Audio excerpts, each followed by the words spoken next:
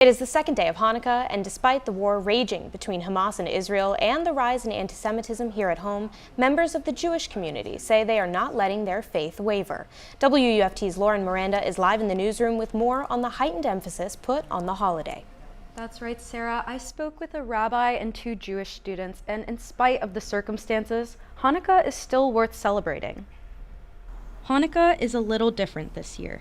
Amidst increased anti-Semitism and the war in the Middle East, Chabad Rabbi Aaron Notik and the Gainesville Jewish community remain focused on celebrating. The message of Hanukkah is always about adding light to dispel the darkness. So that message of Hanukkah resonates this year that much more, perhaps, than in the past. UF Chabad kicked things off with a glow-in-the-dark party. Julia Zager and Eliza Greenwald plan to attend Shabbat services and light another candle tonight, each candle representing the days that the oil stayed when it was expected to burn out. It's important to just keep celebrating our Jewish heritage and being proud of who we are regardless of what's going on. Because of the holiday's popularity, Jewish communities all over the country and even here in Gainesville are continuing to celebrate despite the dark time they're in.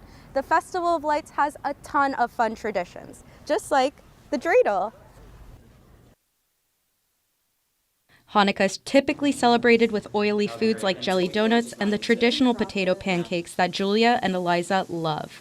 Oh, I made latkes last night. Oh, yeah. I just made the frozen ones from Trader Joe's.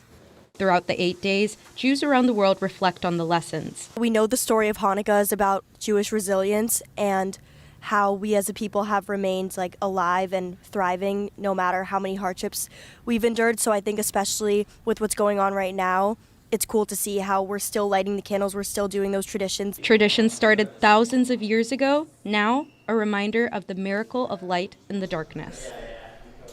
Hanukkah candle sets and menorahs are available to pick up at UF's Chabad Center. Live in the studio, Lauren Miranda.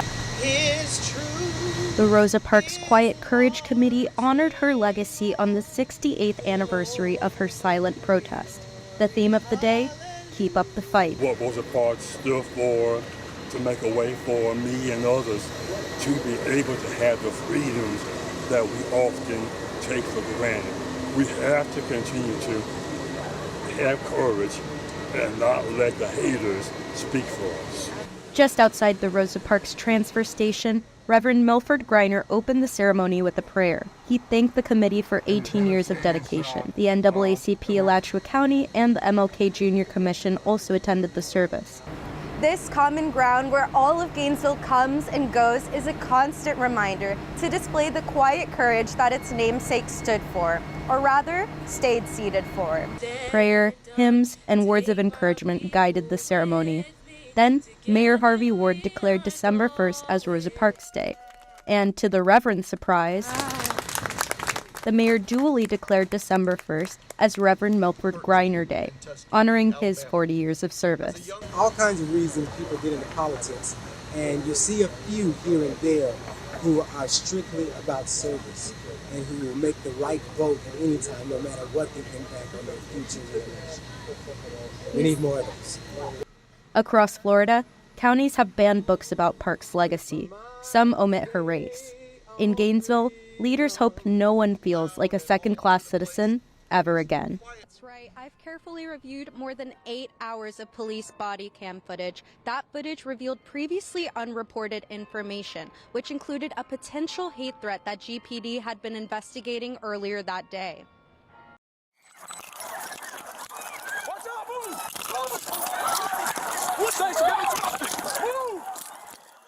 Exclusive body cam video from last month's stampede in Turlington shows exactly how the peaceful vigil dissolved into chaos. Give me traffic right now! 1,200 people were there when a woman fainted during a prayer for the safety of the Israel Defense Force. Her boyfriend shouted, "Call 911." Then, panic. I think it was me. I think I scared everybody. It's okay. Yeah. You're okay. Water bottles, shoes, bags scattered. The mad dash trampled students. Inbal and Meat thought she'd be run over. Yes, ma'am. I remember not being able to move, and I remember seeing a light, which I think was just a Turlington light, but I thought it was like a car headlight, and I was like, this is it. Like, I thought a car was coming into us who were stuck on the floor at that time, and I was like, this is it. This is the hate crime that takes me and my friends. What is it? Students described hearing loud noises. UF President Ben Sass says some mistook the sounds for gunshots. There were 2 pop sounds from over here, and the students near the podium started saying gunfire. Students collided with UPD officers who rushed to the scene with weapons drawn. UF student Maya Shamash and her sister hid in nearby bushes, texting their mom they loved her. We hid and we were hugging each other, and I was half lying on top of her, and we were kind of crouching down and scooting farther in so that we could kind of try and hide ourselves. Video shows police knew a man in his 60s had been reported for threatening the Jewish community hours earlier. The FBI Joint Terrorism Task Force was told GPD was working a call. Somebody overheard their neighbor saying that he was going to kill a bunch of Jews and he was going to get a suicide bomber backpack. And so we were looking into that. And then this. But it's not clear if UF leaders knew.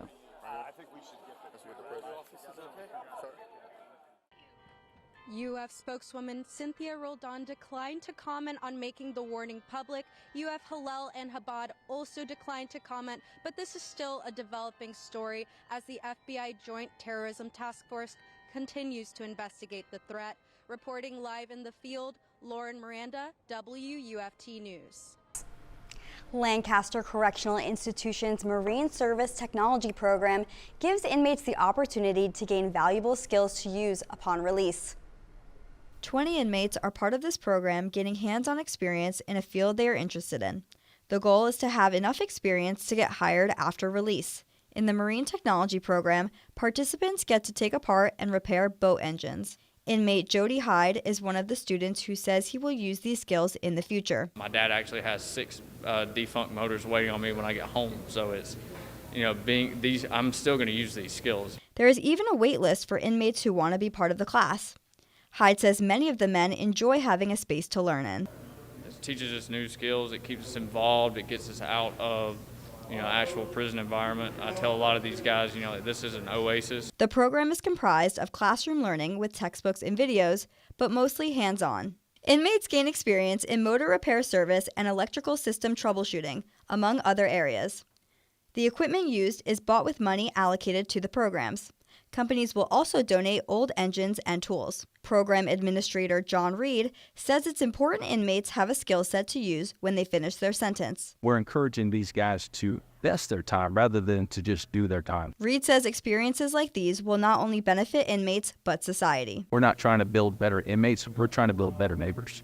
The program takes about a year to complete.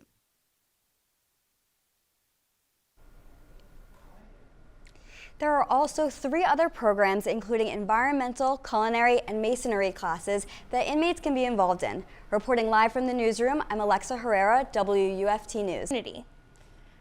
Free laundry and showers are just 2 of the services Walmart has set up in its parking lot. They are available to anyone in the area who is left without power and water. Live Oak is one of the areas hit hardest by Hurricane Idalia. Store manager Vanessa Reed says the Walmart community has stepped up to help people recover. This community is one of the best communities I've been in and that I've worked for.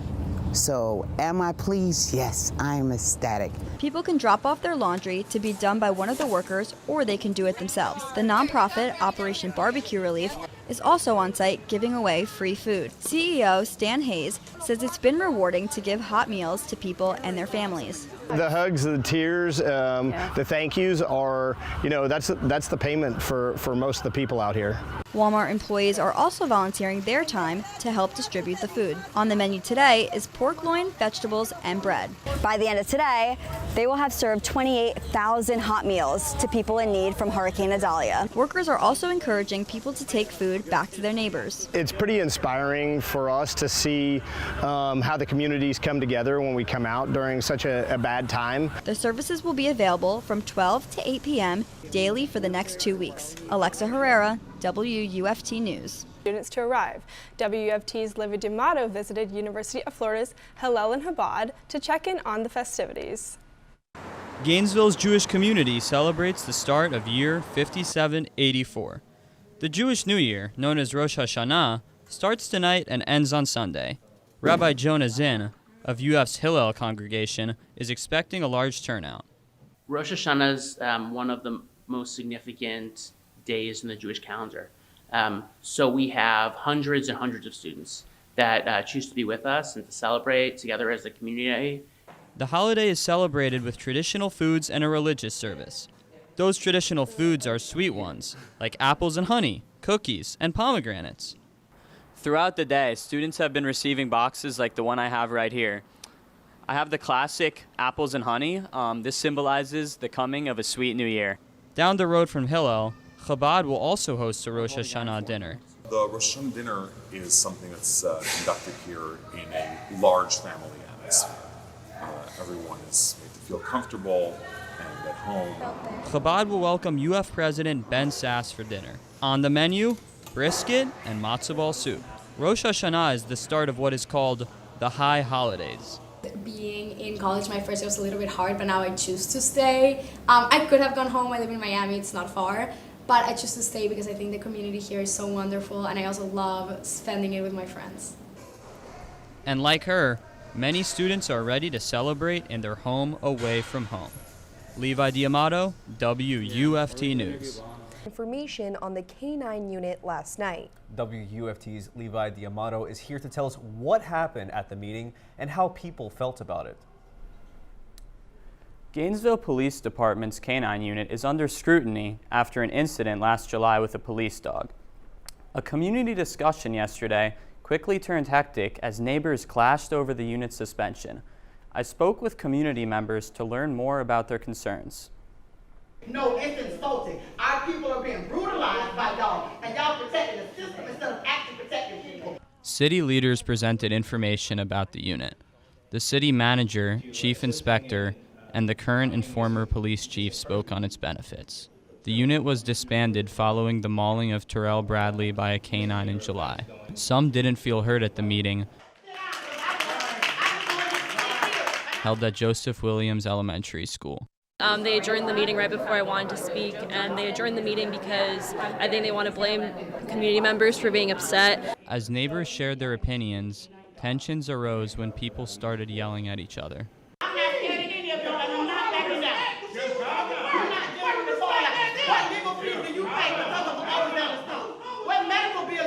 Some are calling for the unit to be abolished, while others shared their support for the unit. Signs were displayed criticizing the police department. Mayor Harvey Ward says there is room for improvement. We should continually review policies. We should continually offer training. We should keep doing what we're doing. The unit also faced allegations of racism in a former officer's lawsuit prior to the mauling. This was the second meeting on this topic, and a third will be held in the coming weeks. On Monday, Gainesville's Public Safety Committee will continue the discussion of the K-9 unit.